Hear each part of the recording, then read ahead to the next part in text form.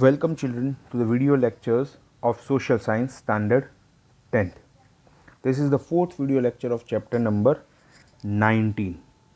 In the previous video lecture we studied about the income index, that was one of the part of calculation of UNDP.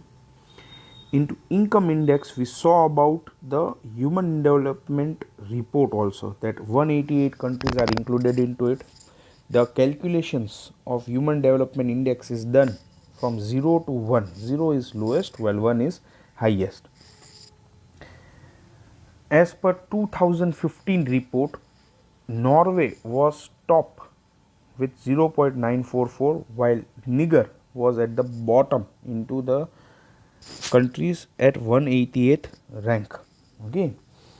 We also saw, as per the report, there are 4 demarcations or 4 levels of the countries, that was highest human development, high human development, medium human development and low human development. India was into the medium human development countries with the rank of India was 130th. Okay.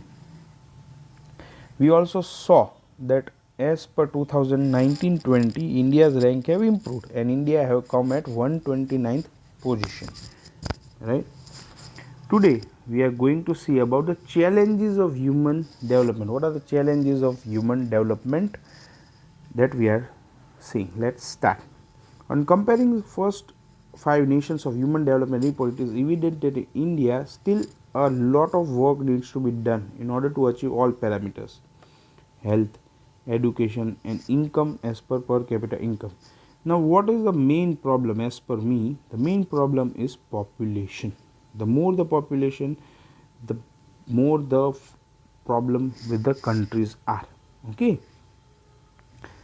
Human development is not related with materialistic sources, but it is with human life. So it is not related to materialism. Materialistic means physical things, but it is connected to human life. How human life is that is considered here.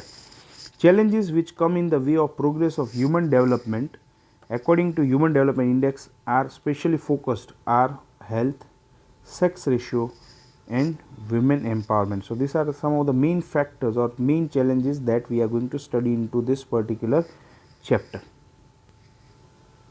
First, health.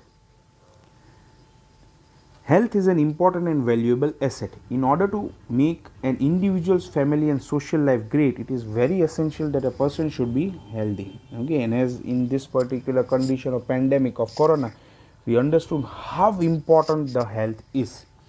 In the development countries like India, attention have been focused on population growth, common disease, malnutrition, handicapped, contagious disease like AIDS, mental disorder and matters related to it. Expenditure on health is not only for improving quality of life but also as an investment in human resource development. Okay, so here the expenses done on health is for the betterment of life, at the same time generating human development. India has made a progress in the field of health. India has made a good progress right now. You see, there are a lot of doctors available, okay, who are specialized in various fields. We have been able to make a lot of improvement in the child health and child death rate. Child vaccination program by providing them the vaccination OPV for polio. OPV stands for oral polio vaccine. BCG, that is given for tuberculosis, hepatitis B, then DPT, diphtheria, pertussis and tetanus, measles, MMR and typhoid. So these are some of the vaccines which are given for children so that this disease don't inculcate or start into them. A campaign have been started against deficiency of iodine, vitamin and iron. Disease like plague, smallpox, leprosy have been eradicated. So this disease have almost been eradicated from our country. Diseases like measles, chickenpox, malaria, dengue, hepatitis, leprosy, tuberculosis, diabetes, cancer, heart disease, etc. have been controlled substantially. Okay, they also been under control in India. As a result, man leads healthy and long life. If you see, already it is proved from the life expectancy rate that people in India are living longer. Why? Because the medical conditions of India are becoming better. Decline in birth rate, mortality rate, child mortality rate have recorded. Life expectancy have increasing. Life expectancy rate of India is increasing. Waterborne disease and malnutrition have raised problem for the people. See, waterborne disease with malnutrition have raised problem. As the ladies, children and poor people are not getting nutritive food, suffering from lack of nutrition, basic minerals, many vitamins and proteins, their development have either stopped or development is incomplete. See, this is again one of the issues, malnutrition and not getting proper food and proper vitamins are also one of the reasons for it. Education, pollution, poisonous gases are another challenges into our life. See, pollution is one of the other that we are facing. Increasing urbanization, crowding habitats and created more problems in raising health.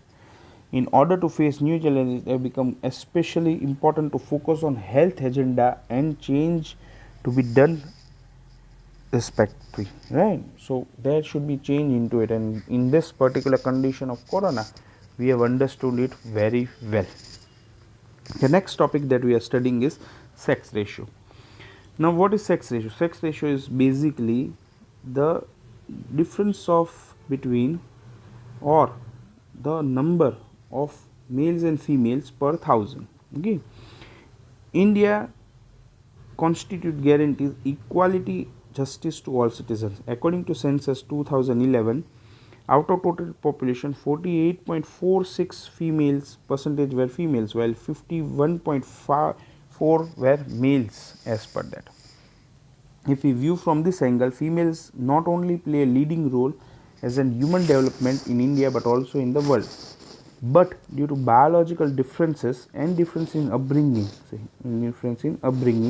and expectations from society and cultural perspective, path of development for males and females is different.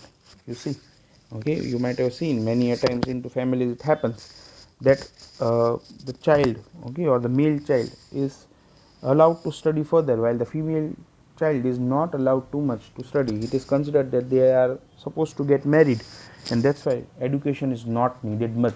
But right now in the present condition, the scenario and the condition have changed a lot. Even today, many families, women are engaged in household chores. Chores means the works, cooking and bringing children. They do not have any contribution in economic earning. See, they do not have any contribution in economic earning on the family or the country. They do not have any powers to take decision in the family. Suffering from inequality health care, they are deprived of economical education and the educational right. They experience discrimination in the clothes. See, there is a lot of discrimination into it.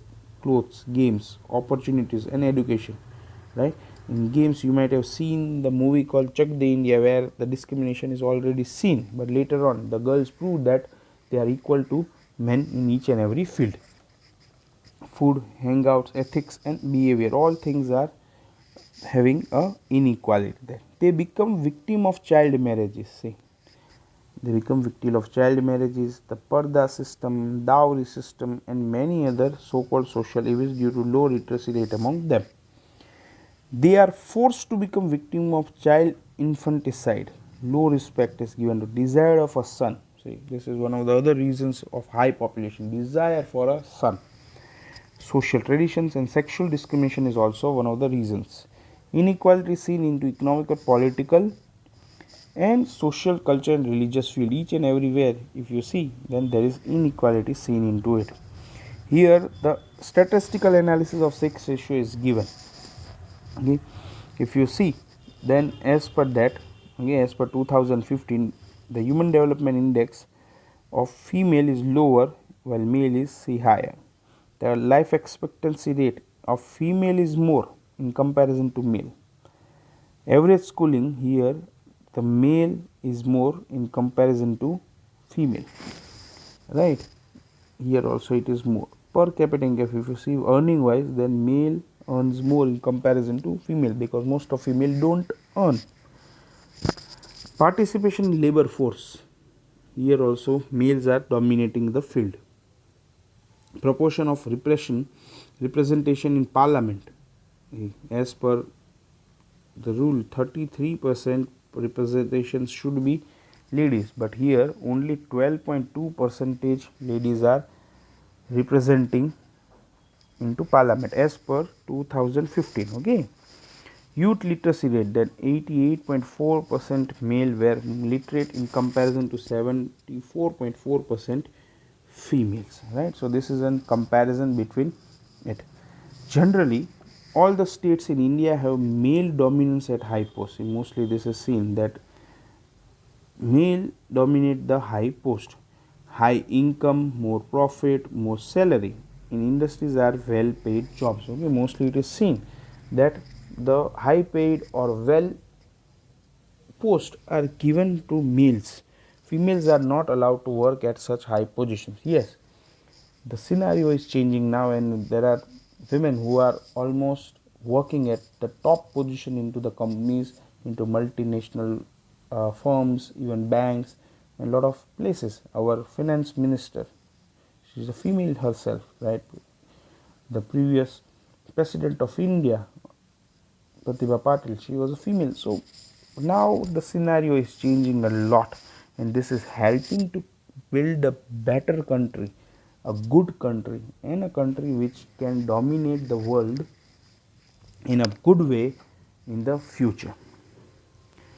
Proportion of female members of parliament is hardly 12.2% in parliament. So as I already told you, as per the rule 33% should be the representation, but the proportion is just 12.2 percentage. That is very less. It is lower than the 50% ratio, right? And due to it, the certain issues that are related to women do not or are not presented in a better way. Less proportion of female in the parliament, Vidhan Sabha, senior citizens, officers, managers, directors of the companies, right? Commercial and technical fields. Okay, this is evidently seen that the top positions are not given to the females, because there is an orthodoxy. There are a lot of people in the company who would not like to work under a woman. Okay, and they will consider it as an disrespect towards them. But again, as I told you, the times are changing now. Even discrimination in other field is also evitable. In many other fields that are easily evitable. So we are keeping till here into this particular video lecture.